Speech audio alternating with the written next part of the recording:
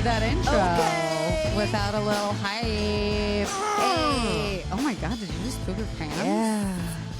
Welcome to Confidently Insecure, the podcast where we're absolutely sure we don't know everything. everything. I'm your host, Zach Noe Towers. And I'm Kelsey Darragh. This is another episode, Confidants of our Pride Month, baby. Don't Google it. That was What the button went off. God, I wouldn't be surprised. Don't. I won't. Oh my God, I really thought you were going to hit it. Oh my God. Okay. Zach, Kelsey. it's Pride Month and we're doing Be Gay Do Crime. BK do crime. But before we get to that, Yeah. Bing bong. Housekeeping. we have so much housekeeping. I'm like so excited. I really just want to sit back and listen to all of yours because I feel like you have a lot. I do. Wait, but you had something. Okay. Give yours. My only thing is hot fans on the road. I was in Phoenix last night and The way you're sitting, by the way, is like a little girl about to talk about her first crush with her group of girls at the sleepover. Tell us. So this was last night in Phoenix. If you're a listener who came out, thank you so much. It was a lot of fun. But on Grindr, this guy was like, "Hey gorgeous, you're my boy's favorite like comedian. We're so excited. We're coming soon to get front row seats." And I was like, "Okay, this is a muscular guy." And then when they came to say hi after the show, they were both like Very hot. muscular, scruffy, tatted. Like one like he was a brown boy of some I didn't ask obviously, Yeah. but and the one was like more like of a white boy, but both like kind of just like sturdy men, and the one was so excited, and then we did a picture together, and the one of them was like rubbing like my rib cage, is like they were like, My God. and then we were chatting on Grindr later, and there was like flirting, but nothing happened, and I missed a couple messages. But it was just a thrill. That is fun. I felt kind of like a little star and a little slut. Yeah, and it you're a little was, slut star fucker, but you're the star. but I'm the star getting fucked. Oh my God. But yeah, so hot fans. That's my housekeeping, I think. Speaking of star fucker, then I guess I'll tell you this story first. Okay. Oh my God. I'm not gonna say the name. So don't fucking try me, Zach, but you know who I'm talking about. So I'm not gonna Is say a celeb? it. Yes, but just wait a second. I just start screaming names. I'm gonna tell you the story and just shut up. Because here's the thing. One of the very first times I had Zach on the podcast, he goes, "I hate it when people are trying to be coy." And this is not me trying to be coy. This is me trying just to not fucking spill tea. Also, you know what? Be whatever you want. No, I'm terrified of you. It's one of my personal icks, but be you. Okay. A year and a half ago, I went to a sex party, met this gorgeous girl in the bathroom. I know who we it is. ended up. Go on. Sorry, go on. Met this girl in the bathroom. She was super hot. We ended up hooking up in the bathroom. She's like, "Oh, let me introduce you to my boyfriend." She introduces him to me, and I noticed. I'm like, "Oh, that's a celebrity person." Mm-hmm. Oh, my cat food's about to drop. Nice. Just right on time. Also, it's Friday. I feel like I have the silly goofies, so this one's gonna be a fun one. And we're gonna go see The Blackening after this. Well, I got the zoomies right now, okay? Like, let's fucking go. So I was like, "Oh, that's a celebrity. Cool. I might have sex with them." But like, we texted on a group chat. We were trying to kind of like link up, but this is when I was ending my partnership with my last relationship. Yes. Oh my God, I have so much to tell you, Zach. I can't wait. Maybe this will be a two-parter. Yeah, holy fuck. I'm really starting to realize like too much happens during the week because now I'm avoiding like calling you and voice noting you things. Don't so do maybe that. I need to like, yeah, okay. So I was breaking Unless up with we start to make like thousands of dollars, then I don't want to even fucking see your face between podcast recordings. Fair enough. So I was breaking up with my current partner at the time, so it didn't end up happening because it felt like that's just going to be messy and hurt my partner at the time. So whatever. So kind of whatever. Last week, you're like, I know this is a rough time, but I'm gonna go get railed by this celebrity and his hot person. girl. So I meet this girl on a dating app last week, and she's so cute, so hot. We have great like texting chemistry. she's like ENM, I'm ENM, and it was like, oh great, we don't have to like explain to each other what that like lifestyle is about, like how it works. Wait, what's E&M? Ethically non-monogamous. Oh, sorry, What I am. sorry, yeah. Your eyeballs were like to the sky, and I was like, are you gonna sneeze? I thought you were doing like the ENTMJ. Like I'm NTMJ. First of all, you said TMJ like temporomandibular joint disorder. But also, But you know what I mean? Yes. I am ENTF. The and I'm like, no personality trait. one cares. I care so deeply. I didn't even know them. And you know what? If you are the type to include them, we're probably not the same letters. You're probably also not swiping right on those people. Yeah, exactly. Okay. And also cute and hot, that's quite a feat. Yes. To accomplish. Yes. And wait till I show you the pic, because you're going to be Okay. like cute and And hot. hot. And so we go on a date. We're having lunch, and we're like so into each other that we're not really talking about our partners, because we're like, "Meh, meh, meh, meh, meh. Oh my God, girls. Meh, meh, meh, meh, meh." And then we like kind of start to be like, all right, so I have a partner, you have a partner. Like, how do you you have a guys partner. like? Oh my God. Wow. Shut the fuck up. Is that how I Zach. had to hear it? In this casual story, all of a sudden she has a partner.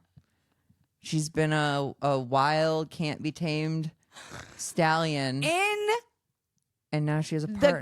consistency of a primary Fucker. relational sex Relational. and lover, I You have a a partner. Period. The way you just drug me by the scruff of my neck like a rabid dog. Just Okay, you're go on. Tell me about your partner and the tell me fuck about up. her partner. Shut the fuck up. So she starts dropping like little tidbits about them as a couple, and I'm clocking things, and I'm starting to get clues added up in my head. And who do you think her partner is? Should I say it? No!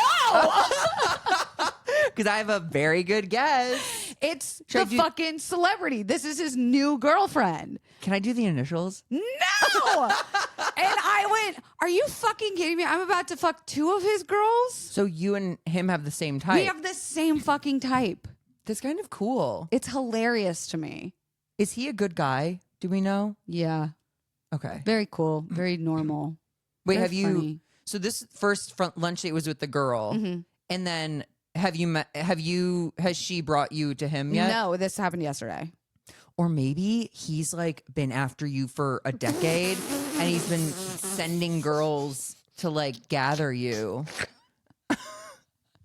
The most roundabout way. Yeah. Real. That's a movie. That's called a long con. Okay. Anyway. A tall tale. Don't Google it. Okay, so that's one housekeeping. That's crazy. That makes me think that this is all a matrixy Yes. set. Like they did copy and paste too many times 'Cause the And world oh, is shit, too we did this big. one already. But then I think about like the non-monogamous world in LA. Fair. And like to be that age and hot, I'm like, we would maybe cross paths. We're same level of hotness. We're You and her. yeah. You're much hotter than him. Stop it. Stop flirting on me right here. It's right pride. now. If we have gay sex, we have gay sex. Hey, it happens. It happens. Okay.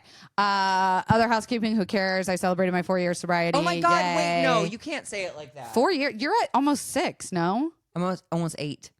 bitch. What? Yeah. I knew you when you were at 4. Yeah. And I love that you only think we've known each other for 2 years. Less than 2 years, actually. Because you said I'm almost at 6. The pandemic. The Yeah, Kelsey and I pandemic. met about 18 months ago. It's going We've been really friends great. for 4 years. We've been friends since 2018. You know, they So say 5. 10 years is like, then you're in it for life. So we have quite a ways to But go. we're at 5 right now. Wow. Because 2018 is when we filmed Dating No Filter. You're a lifer. For what? For My you? life. Yeah, yeah. Oh You my would God, have yeah. to really, really. Let's you'd be have honest, to really. You'd have to really. No, like I'm saying, like you would have to become like so famous and rich and become like a different person. Yeah, and yeah. dick me over. Which we can only hope. We can only knock on wood. Okay. We Second, we should do another sobriety episode. we should. Because that's really cool that you're 4 years sober, and a lot of people struggle, and that's like I It's can't believe you something I just get like blah blah blah. commented Like, on. 4 years sober. It was like so not a big deal. I like spent the day by myself. I I went on that date actually, and then I ordered cupcakes for myself, and I sat in front of the TV and watched From where? The Idol. It was actually a new place. It was like a Thai bakery. Oh, Yeah. Was it like was there like the iced tea? What's Thai iced tea Thai flavor? iced tea frosting. And They're were in there the like fridge. green tree or something? A green tree. Uncultured. Do we have an uncultured button? green tea. There's some in the fridge. I'll show you after. Okay. I finally am able to now orgasm on my back. I don't think I knew that was a problem. It wasn't a problem. Trust me, I was coming plenty. Just not on your back? Never have been able to really orgasm on my back. Well, you're like a turtle. Yeah. Yeah. And most people with vulvas do come on their backs. More easily? And more of them. That like belly cummers belly were cummers. few. But when we match and we're like, oh yeah, you masturbate on your stomach? Yeah. Wait, that's how I picture girls masturbate. For whatever reason, I don't know what piece of culture cemented this in my head. A girl lying on her hands Yes, and correct. grinding her puss to the Correct. ground. Or to the hand. Yes, that is correct. However, Okay. we are the Minority? major minority. The labia minority. Kelsey, that was funny. Hannah, TikTok it, please. So I have been always like not faking it, but like really not coming to my full potential when I'm on my back. And like that's just always how it's been. But wait, to be clear, this is someone's penetrating your puss and you're rubbing your vagina? Like you're rubbing your clit? Yeah, like I would do that to try and get as close to an orgasm. And like sometimes I could have like a baby orgasm. Ugh, saying baby orgasm feels weird. Yeah, Have a small orgasm. A toddler orgasm. So like, but like if you ask any of my friends, 99% of them come on their back. Always. I think it's because you like to be in control. Ooh, big facts.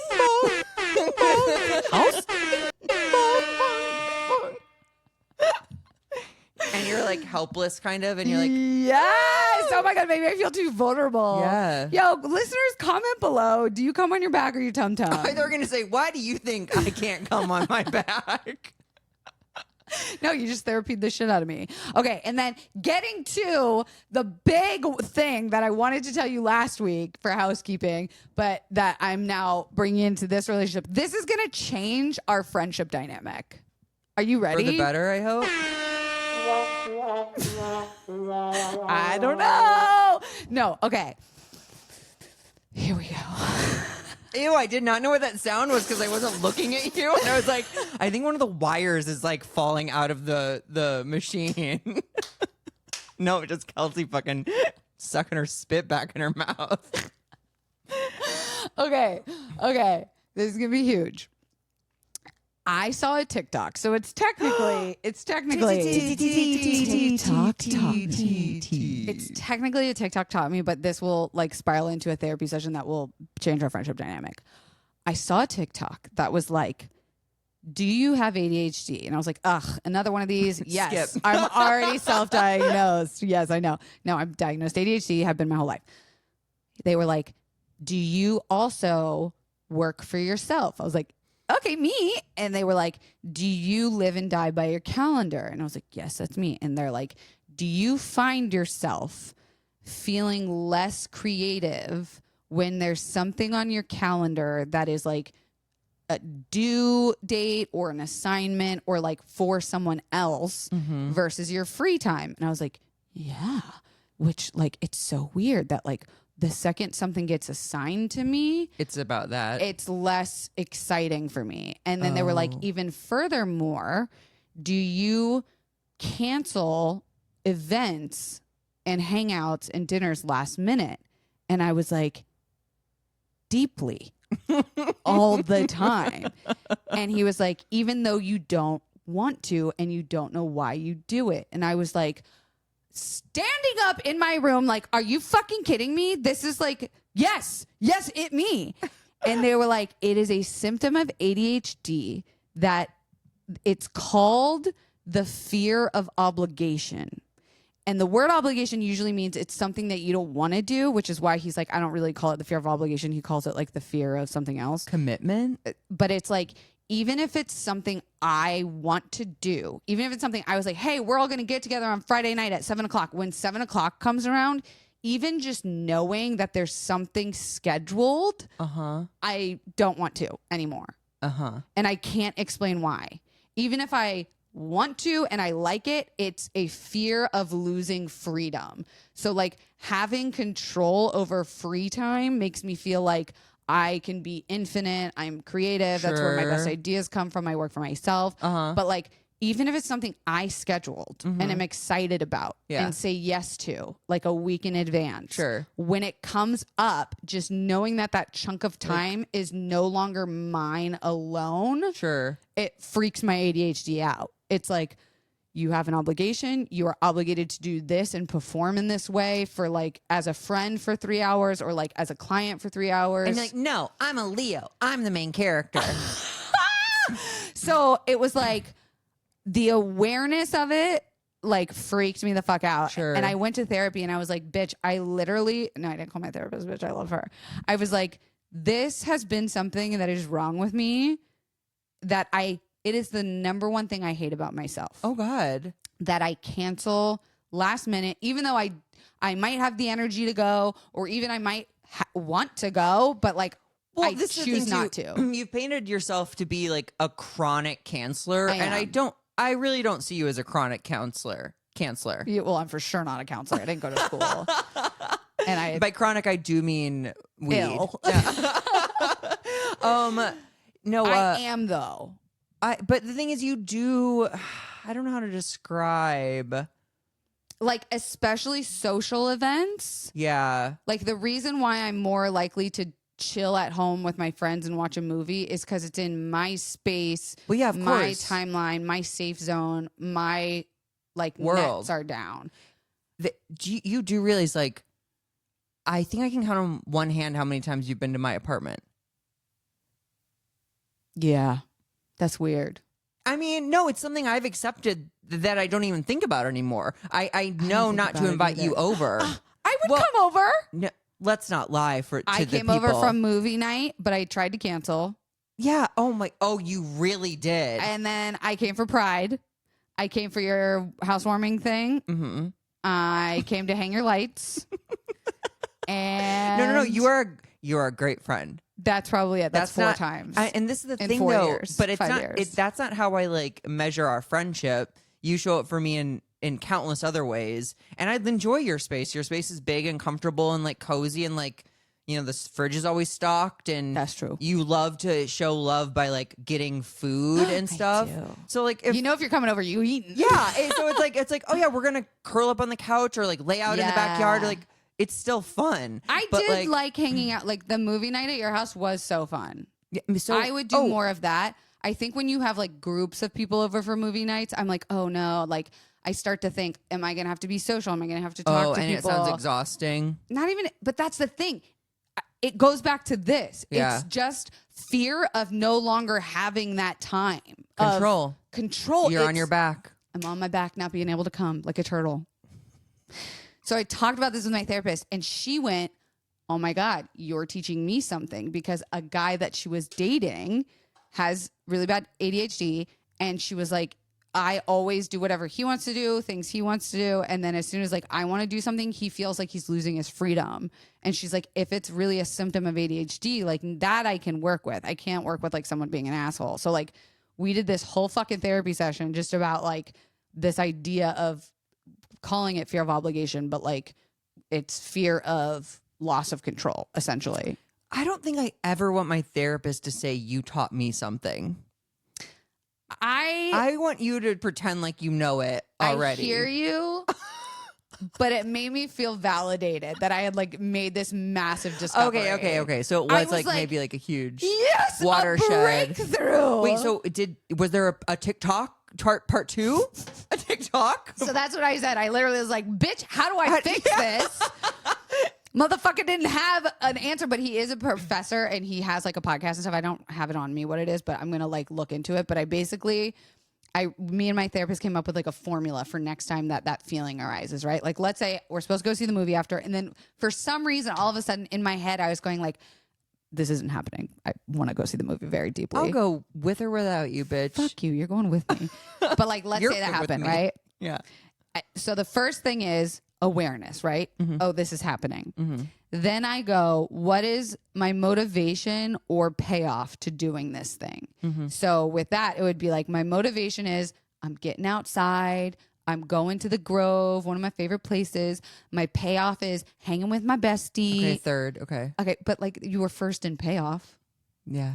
I get to see a movie I really been wanting to see. It's low pressure. Low pressure. You know the runtime. I don't have to put makeup on to go do this. Then I go to, what am I reinforcing by staying home?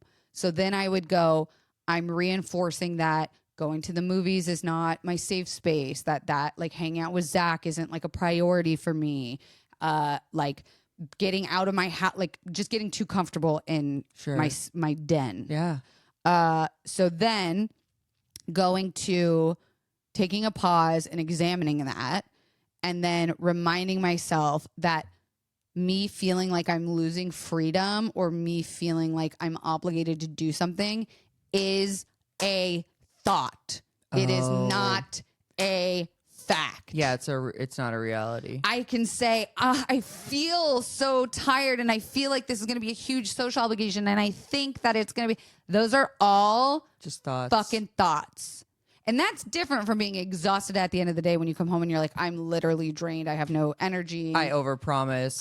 That's different. Yeah. This is, I am just having these thoughts about a situation. Yeah. It is not a fucking reality. So this is going to be about kind of going outside of your comfort zone. Yes. Reinforcing like positive experiences. Yes. I had this at early sobriety when I was just like, I don't know how comfortable I'm going to be. And my instinct is to just not go to avoid it. But like with anything, it's like the harder decision is always going to be the smarter one. Yeah. And when I suffered from agoraphobia in my early 20s, and like that was you're reinforcing the agoraphobia by staying in your comfort zone. Yeah. And so like this is also about taking the big fucking pause. Cause like I'm so quick to just text and be like, hey, don't kill me, but like I'm out for tonight. And it's like taking the pause and being like, doing this formula. Like, what is my motivation and payoff? What am I reinforcing by staying home? Noticing that this is just a thought, not a fact. And then like having that formula ready. And shifting perspective. Yes. So much of life is about perspective. It's eerie. We could do a whole episode about that. We could yeah. Okay. So anyways, that's very cool. end. I'm happy for you. And it'll change our friendship because now you be can, like at my level. Yeah. I'm coming over, bitch. No, but like now you can also be like, if I'm ever doing that, you can be like, have you done your formula? See, I worry about saying that because that feels condescending. Oh, I don't think so. I think it's like very me being helpful. like, did you pause? No, are you kidding me? I would fucking love that because I don't have that. I literally thought about getting the word pause written on my hand as a tattoo because I need to remember to fucking pause. Dude, that's a huge thing in AA. Pause. It's that it's literally taking that moment, like not acting on a feeling you're having right now, taking a deep breath. Sometimes the pause is hours long. And you're just like, but you can live in that pause. You can be like, I'm not letting this hijack my emotions. Yes. I'm not letting this feeling take over the rest of my day. I'm just going to pause. And then that's usually the pauses when you pick up the phone, consult it, call a friend, you know, and then move forward. You just reminded me of the last funny thing I wanted to tell you about therapy. So when I was talking to my therapist and I was telling her about how I had a really rough night on Sunday night. And she like kind of does one of these, like looks through her journal of all the notes she's written about me. And she goes, your best friend is Zach. And I go, oh yeah, that's my best friend. And she goes, you told me one day that if you were to have an emergency, and she does talk like this, if you were to have an emergency contact, it would be Zach. And I was like, yeah, that sounds right. And she's like, you've never, ever talked about him ever again. You've never brought him up in here. And I was like, well, that's because he's perfect. Oh, and she's like, no, I'm saying, why didn't you call him? Why didn't you call him Sunday night? And then I was like, oh, well, it was late, or he might have been at a show, and da-da-da-da-da. And she's like, well, do you talk to him about your worst days? And I was like, I think so. And she was like, you never bring it up in here. You never bring up his opinions. What does he think? Interesting. And I was like, holy shit. I don't know why I've never talked about you in therapy. Well, it is because I'm perfect. That's true. But yeah, it's interesting. Like, I know you aren't one to withhold information. No. But I also can think of you as someone who usually handles a crisis alone. And like, I know that if you did need me, you would call me. But also, just saying this now, you can call me with your bad times. Oh, you know why you maybe don't? Huh? Because I tend to bright side things, and I'm working on that. Really? I love that about you. Don't ever fucking change. Oh, okay. I need that. Okay. Who said that? I'll fucking kick their ass. No, it's actually just something that I've kind of been learning about, bright siding. Zachary. No, that's the Zoloft working. Like, don't fucking. No, I do. I mean, for myself, I will always bright side myself. And other people. Well, it's been a very useful tool for me, for sure. But maybe other people don't want that. But I could see where someone's like, oh, if I call Zach, he's just going to be like, well, are you alive? Are you sheltered? Do you have food in your belly? I called you Sunday night on the verge of a panic attack, and you said, well, are you alive? I would die laughing. Are you sheltered? Like, that would be so funny to me. I would like to think, like, first of all, I don't think I knew that you had a hard Sunday, did I? No, because I didn't fucking reach out to anybody. And that was after we hung out. All day. Yeah. So maybe you were within withdrawals from me or you caused it.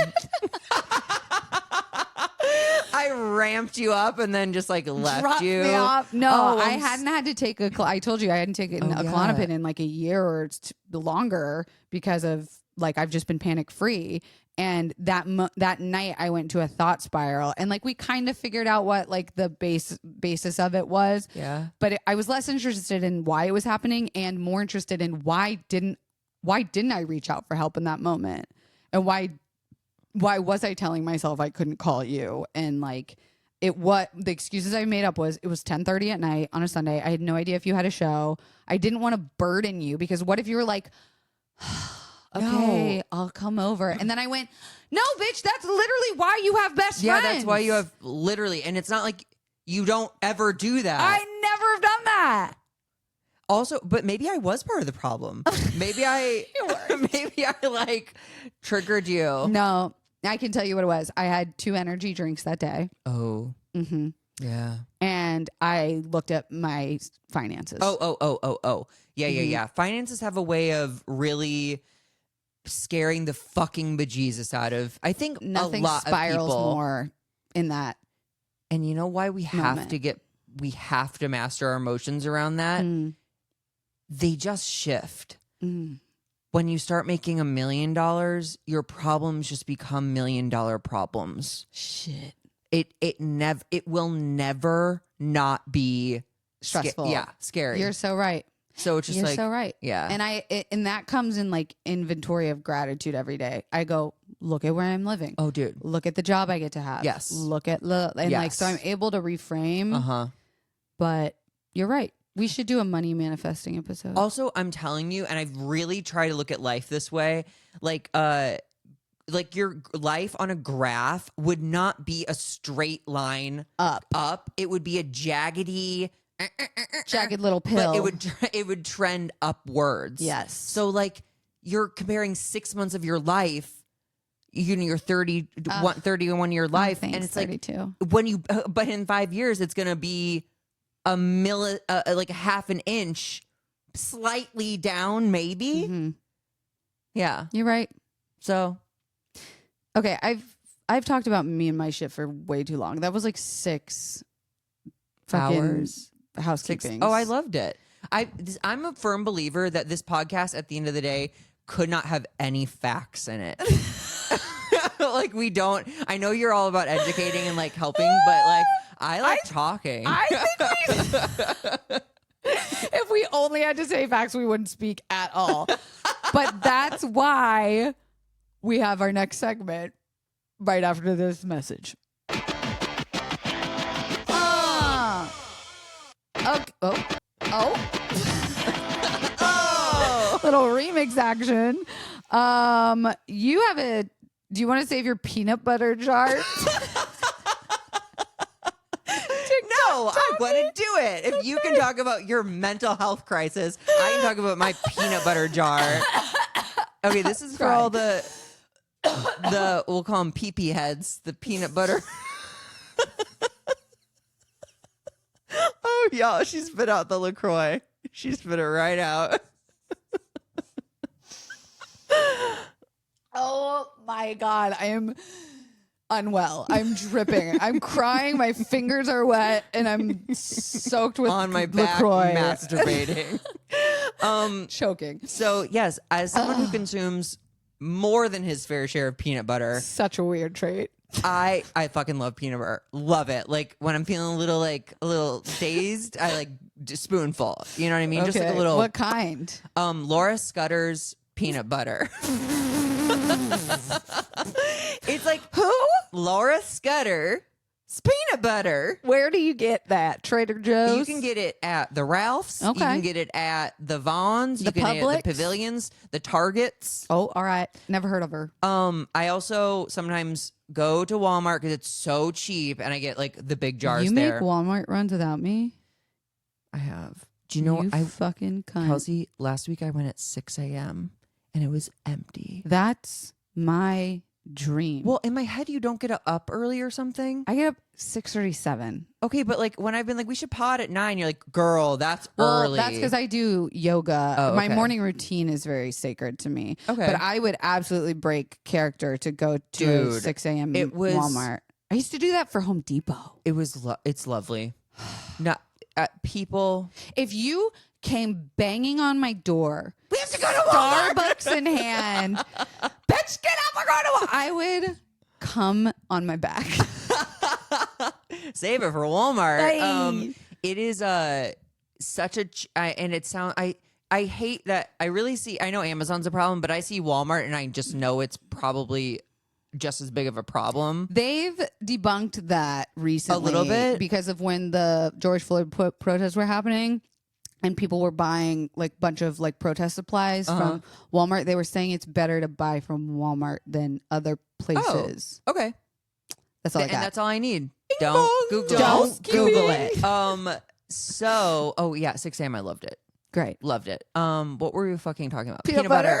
Or Scudder. So, you know when you get to the end of a jar Yes. and it's just like a crime scene of peanut butter. Yeah. Like there's slashes of it all over the sides. I'm giving it to my dog. Yeah, you can't. Okay, you're letting him get his snout all in Yeah. and licking. Or you can Tell me. add like soy sauce, Uh-huh. white vinegar or rice vinegar, a little bit of sugar, a little bit of like hot I love sauce. where this is going. And you shake it. do that motion again? You shake off. It's like you're jerking off an elephant. Okay. You shake it and you get like a peanut sauce. Amazing. And then it's in the jar already. Amazing. And I just love like Asian food with like Same. a peanut sauce. And like you also look up the TikTok. Just do like peanut butter tip sauce, peanut butter jar sauce. Yeah, peanut butter Put jars. PP PP sauce. heads. Anyway, that's what I learned. That was so funny when you said that and I choked and spit out LaCroix at the same time. Christ. Okay. Now it's time to be gay and do crime. It's Pride Month. We are flying into, I love how it's like, be prideful. Let's talk about our greatest errors. Villains. Yeah, it is important. It is? I think. Why? To To show we're human? yeah, That they have a reason to hate that us? Gay people can do anything, Okay. even murder people. Great. You first, though, you made a list of. Oh, okay. So I want to talk a little bit broadly. Okay. These are fictional gay characters, but okay. So the my 3 top gay fictional characters are him from Powerpuff Girls. Do you remember him? Is he? That's funny. Is he the little monkey that has No. the? Oh, then He no. was the devil in high heels. hilarious. He was very like gender bendy. Also, these are your villains, no? Evil Yeah. fictional characters, Uh-huh. gay characters. Okay, Yeah. you said Well, okay. what did I say? Just characters. Oh, yeah, evil. because we're doing like be gay, do crime. Got it. And then I've never seen this movie, but it makes me want to because I didn't know this. Tom Ripley from Ripley's Believe It or Not. No, Don't know the that. talented Mr. Ripley. Never saw her. Really? I don't think so. Well, I didn't either, but it's Matt Damon Okay. as this like psycho Okay. who wants to take over or be in the life of Jude Law and Gwyneth Paltrow. Hot. And he like kills people to get closer to it. Should we watch that before going to a movie? Maybe. Or go have dinner. Also, Black Mirror is out too. We have so much to watch. I know, Zach. dude. And then I didn't know this either. Javier Bardem plays a gay villain named Silva in Skyfall. What's Skyfall? James Bond 2012. Is Javier Bardem gay? In this he is. He's blonde. Oh, that's pretty gay. I will say one of my goals, and it'd have to happen in the next like 5 years, is to be like a Bond girl, but like the first guy that James Bond fucks, or maybe gets head from or something. Manifest it. Yeah, Right here. especially if like Idris Elba takes over as. Oh, well then I'm jumping in on that. Maybe we could be like. A tag I was gonna say team? twins, but that's No, that's hot. Kind of. Like for marketing. hey. We could be brother and sister. Yeah, that's We've what I'm tried to write stuff like that before. We will. Okay. And then honorable mentions were Xena, Who's Warrior Xena? Princess. Okay. She's gay? I mean, that's kind of and we're getting to Implied? this. In all Disney villains, it's queer coding. Do you know what that is? Yeah. It's when you're like, okay. Someone said Then I just don't say it. Okay, never mind. someone said hippo is the most queer coded dog. I don't know how that translates. Okay. But it's like giving things stereotypical characteristics of queerness without bluntly saying that they're queer. Got it. So like yeah. Ursula was modeled after a drag queen, Yeah. but they're not saying it's a She's drag gay, queen. yeah. Yeah. Also like Scar. Oh, yeah. Jafar. Uh-huh. Basically any Scar, evil Jafar, we go really long. far. Any like Disney villain is usually coded as the men are like weak and kind of like sinister. They've got like Yeah, gay they're fingers. slender. They have sharp features. Yeah. They dress fancy. Yes. And they're like they're The genie. They don't show interest in women. The genie, no. Genie's kind of giving me bi energy. Genie does give poly. Yes, bi. non-binary. Yes. Yes. Like he'd have like Genie might be a white guy with dreads. Sorry, Take had it to say back. No, but this is the thing.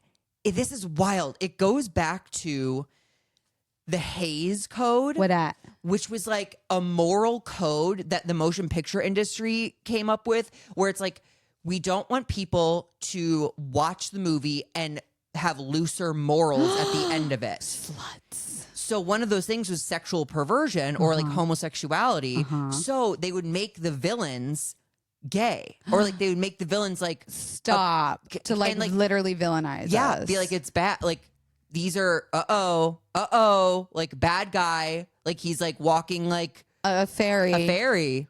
That's So fucked up. and then like it became like it went into Disney villains and stuff. And then probably got modeled like they just did that in Fast X with Jason Momoa's character. Is he gay? Very queer coded. Like But not outright gay.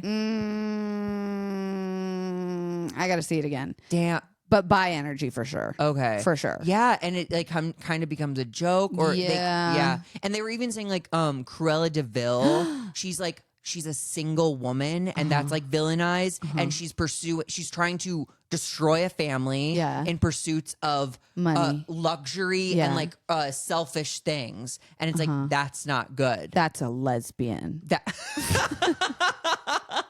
she actually has been referenced to Tallulah Bankhead, which I guess is maybe a famous person from back in the day. Oh. But she also has drag queen features. There you go. Like I the was gonna sharp say. jaw, the Yeah. like too much makeup, Yeah. the like Yeah, the high eyebrows. they're very campy. Anyway, Cruella de Vil is my favorite Disney character.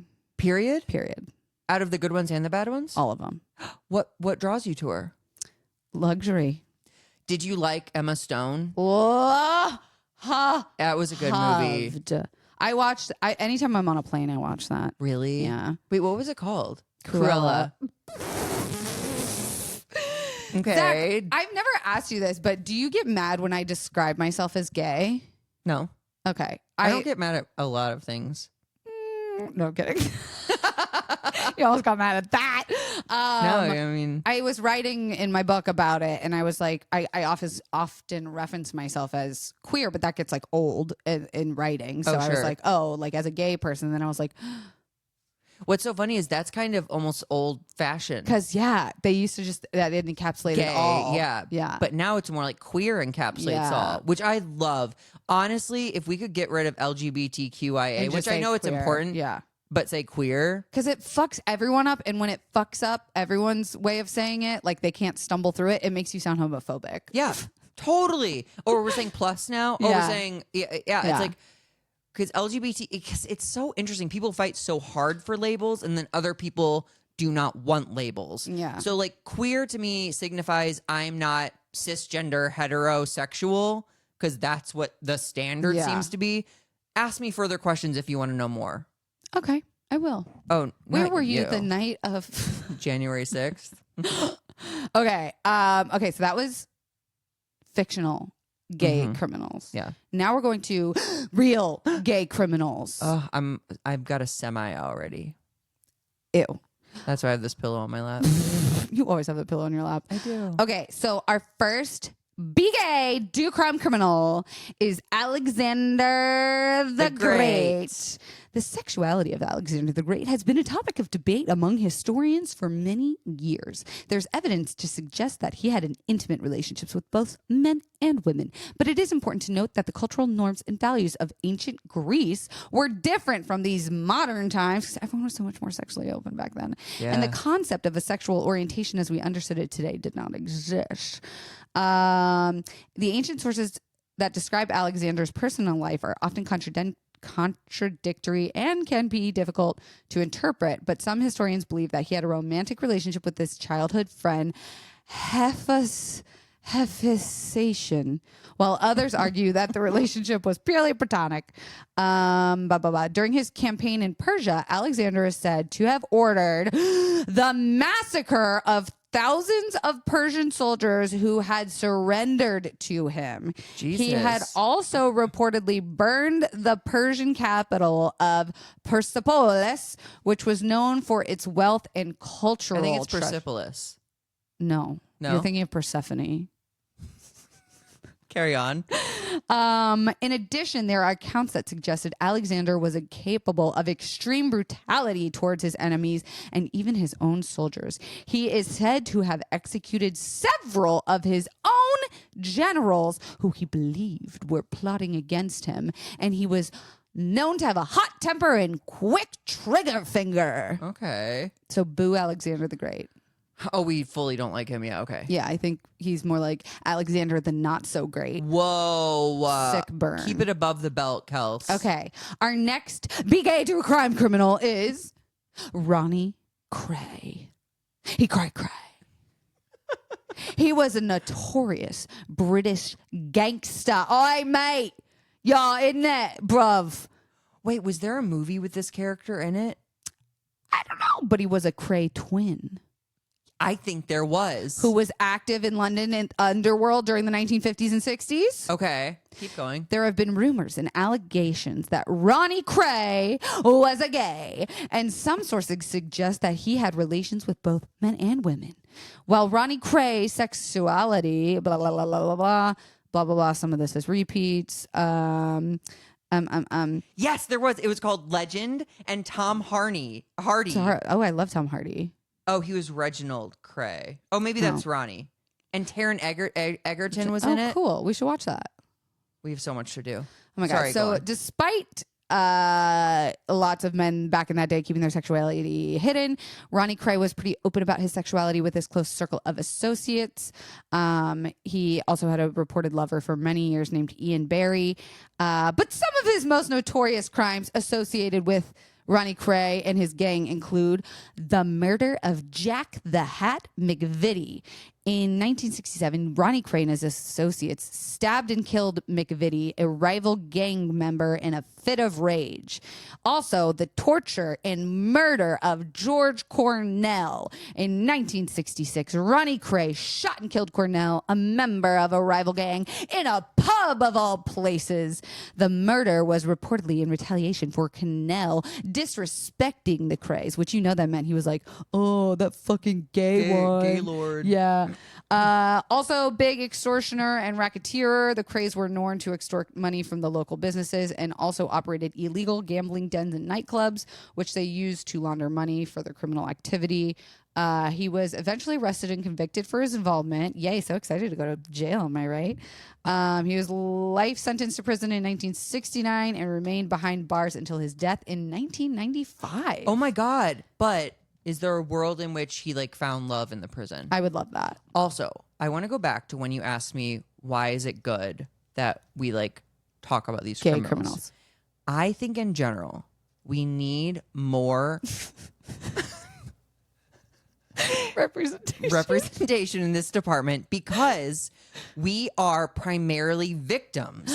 And I think I've been trying to come up with a movie like this. Actually, this is my soft pitch for the movie. Okay, here we go. Where first of all, the movie's called Suburban Legends. Okay. And it's like a group of girls and gays who start making up these stories of straight guys getting savagely murdered. Yeah. So it like to strike fear in their hearts. Like, I love that. It's like, oh, you better not do that. I heard about this one guy who blankety blankety blank, you know? So, but the thing is like, I want straight men to be more fearful of gay people and women. So I think if we have more killing. Well, this is the thing. This is the great part with the movie because like they're just like we're just making up stories, but then they start to take it too far and start to like really do it. My fear though is that if we do that, then straight people are going to be like, we should kill them before they can kill us. Yeah, that's fair. But like also, our tactic of being like, listen, there's a law that says you can't kill us. And they're like, we're going to do it anyway. And we're like, gee willikers, I wish you wouldn't.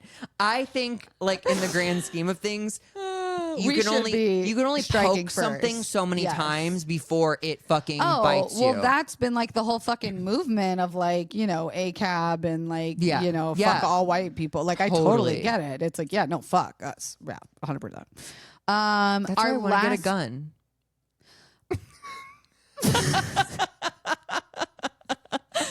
Our last gay criminal before we swap over to gay serial killers is Thomas Edward Lawrence, known as the impossibly blonde hero, Lawrence of Arabia, who we saw riding a camel across the desert screaming, "No prisoners!" in the cinema spectacular 1962, Lawrence of Arabia. But his kinky gay sexual awakening, he detailed in his diaries regular thrashings administered by Jack Bruce, a member of the Scots Guard, who later sold his story to the tabloids, was entwined with... Is this the actor? Yes. Okay. Thomas Edward Lawrence. It's not the guy, Lawrence of Arabia. Yeah, that's very confusing. Yeah, sorry. Okay. His sexual desires towards colonized people was built out of both admiration and exploitation. The way he used the figure of colonized primitive was indicative of types of white identity formation we discuss here. Lawrence's actions during the Arab Revolt were not always viewed as honorable or ethical. He was known to have engaged in guerrilla warfare tactics, including sabotage and assassination, and he was accused of ordering the execution. Now this is confusing. Hannah, this is confusing research. We either accused a famous actor of being a perverted gay person, criminal, or we're using an actual don't Google it. This is not a good look for us. But again, this is an entertainment podcast. If you're coming here for information on anyone with the last name Lawrence, Google it. You came to the wrong place. Okay, let's just switch over. Yep. Now, Zach, take it away for our gay serial killer segment. John Wayne Gacy. Can you picture him? He dressed as a clown. Yeah, scary, terrifying. Okay. In 1978, 36-year-old John Wayne Gacy, who looked like he was 59 years old, was arrested for the murder of 16-year-old Robert Peast. He told police he had more bodies buried in the crawl space under his house in a suburb of Chicago, which led investigators to find the remains of 33 Oh my God! young men and boys that had been missing for anywhere from a few months to a few years. Gacy, the owner of a successful construction business, claimed his victims were male prostitutes and hustlers, when in reality, many of them worked for him at his construction company and lived at home with their parents. Oh my God. Gacy committed a number of assaults that didn't end in murder, and despite reports being filed by the victims, police believed Gacy when he claimed it was nothing more than a consensual sex slave relationship gone awry. Oh my God. Rather than believe the victim, police brushed them off and Gacy remained free to continue killing. Gacy, if I'm remembering this right, yes, he had a construction company. He would literally pick up 16-year-old guys. Oh my God. Like, you should work at my place. Like, oh, come over for beers. And then he'd be like, do you want to see a magic trick? And he'd take him to the basement and be like, put these handcuffs on. So these guys would literally go to their his basement and get handcuffed. And then he'd kill them. And But if was he gay? Yeah. This was a gay thing? Yeah, they're if I'm thinking of the right scenarios, he did have sexual relationships with some of them, and he did not kill all of them. And some, when they were handcuffed and he'd attack them, got away. And he's like, I was kidding. Yeah. Saying this was a sex thing. He's like, I was just fulfilling their fantasies. I don't know, Or these his fucking fantasies. homos were just wanting me to tie them up. And you know when the cops heard anything it's my boyfriend, they're like, okay. Oh my God, we gotta watch that. Added to our list. Okay, Jeffrey Dahmer committed the murder and dismemberment of 17 men and boys between 1978 and 1991. Some of his victims were male prostitutes, and he met some of them at gay bars around Milwaukee. By 1991, he had already killed 10 people, but he was nowhere close to being caught. Milwaukee's gay community was used to people coming and going, and no one, police or civilian, had connected any of the disappearances or considered that there might be a serial killer among them. While Dahmer started out drugging, assaulting, and then strangling his victims, eventually he started to experiment with keeping them alive but incapacitated. He would my God. He literally drilled holes in their head. And, in the process of committing his 13th murder, Dahmer left his victim, 14-year-old Conorax synthesomophone, alone in his apartment after injecting hydrochloric acid into his frontal lobe.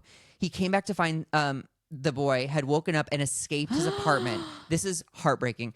3 young women had found him and called the police. When the police arrived, Dahmer claimed that it was his boyfriend and they had too much to drink after a fight. This boy is nude or in his underwear, blood, and disoriented. And he's like, it's my boyfriend. We drank too much and had a fight. And the cops send him back in.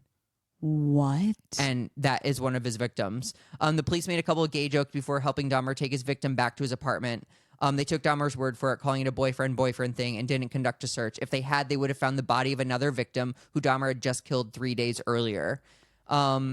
Wait, hold on. Because 3 young women had found him. Wandering the streets. Why didn't he say no? He had literally had a hole drilled in his head, and acid had been poured into it. He was incoherent, but he seemed like he was drunk or on drugs. Holy. But also, fuck. if I'm getting this right, I think he was 14. Oh, bad. I know. And these women were, if you watch the Netflix series, it's played by Niecy Nash. Yeah. She's the neighbor who is on to him, but it's she's this is a boy. This is a boy. Yeah. And they're it's a gay thing, ma'am. Which includes underage people, I guess. Anyway, let's just do one more. Okay. Dennis Nilsen. I don't think I know this one. Dennis Nilsen was a serial killer who murdered at least 12 young men and boys in London, England between 1978 and 1983. One of the creepiest time periods, the 70s. In London, for some reason, you're rock and roll alleyways. Yeah, bad teeth, mate. He targeted groups that police had a history of ignoring and brushing off. Some of Nilsen's victims were gay, and many of them were runaways who were homeless and involved in sex work. Nilsen lured many of them to his place with the promise of a place to sleep for the night, but once they were there, he would strangle or drown them. Jesus. At least 2 men who were assaulted by Nilsen managed to escape and call the police. Nilsen was questioned, but police were convinced the assaults were just part of a consensual relationship between 2 men and chose not to dig any further. The homophobia in England at the time was ingrained into the police force, and Nilsen chose victims he knew he could get away with. Wow. Paul Nobbs, a victim that managed to escape murder, testified at Nilsen's trial that he chose not to report his assault because he was afraid of being outed. You were almost murdered scared and you were like, I would rather not. Well, I mean, it's like than be outed. It's like all those reasons. Like, would they believe him? And then if he, it's like how women don't even go forward and like assault. You know, Des, an ITV drama, depicts Nilsson's arrest, interrogation, and trial, including how police biases and homophobia assisted Nilsson in getting away with murder when he could have been caught much earlier. So what I've learned from all of these stories is blame the police. Yeah. ACAB, motherfucker. Police did not do a great job. And institutionalized homophobia didn't help. And that's a bummer. What a tale to end on. What a tall tale to end on. If these gay serial killers had used their powers, we'll call them, to kill problematic straight men. Different movie, less interesting. Yeah. Less interesting? Now would be more interesting. Yeah. But back in the day, no one wanted to watch that. True. Gay men were like, oh, yeah. We have no choice. Totally. We don't work in the industry. We don't have any executive power. Truly. Yeah. It goes too deep. I've dug myself into a hole. Wow. That was our Be Gay, Do Crime episode. Yeah. Can you believe? What's the biggest crime you've done as a gay person? When I was a teen, I stole, oh my God, Walmart. I stole, you know how Neutrogena, I think it was Neutrogena, used to have kind of like acne cover-up, like makeup sticks. Yes. I stole those because I couldn't afford them and I had acne. That's sad. Yeah. I sold drugs. Oh, yeah, I definitely, yeah. Yeah. Yeah. Drugs. I've done some sex work. Is that illegal? I think in a lot of states, prostitution is, but I think it's hey, you know what? Oh, you can't hear it! The volume's too low. We should do an episode on sex work. Oh, I'd love that. Okay, confidants, go rate this. Happy Pride. Go be gay and do crime. Wait, and come see me on tour. Yes, say it. June 20th, I'll be in Portland. June 21st, I'll be in Vancouver. June 22nd, I'll be in Seattle. Okay, bye.